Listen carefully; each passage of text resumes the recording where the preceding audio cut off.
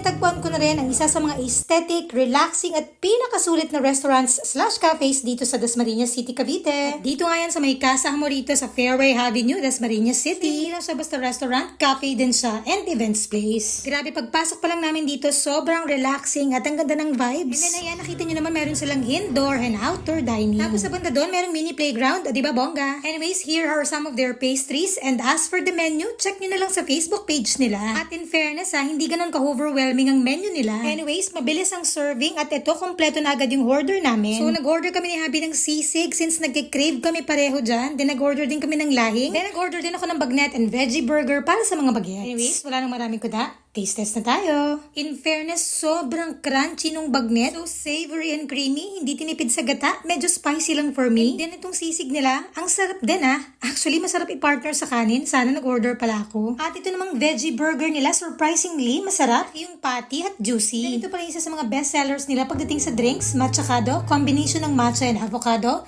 You should definitely try this. Ang sarap. Talaga namang sobrang nag-enjoy kami dito ni Habi kasi bukod sa ang cozy and relaxing ng ambience, sobrang sulit na mga pagkain at drinks nila dito at masarap pa. For sure, babalik kami dito. Ayun, na-share ko lang kasi sobrang nahaliw talagang ina nyo. Sana kayo rin. Babushi!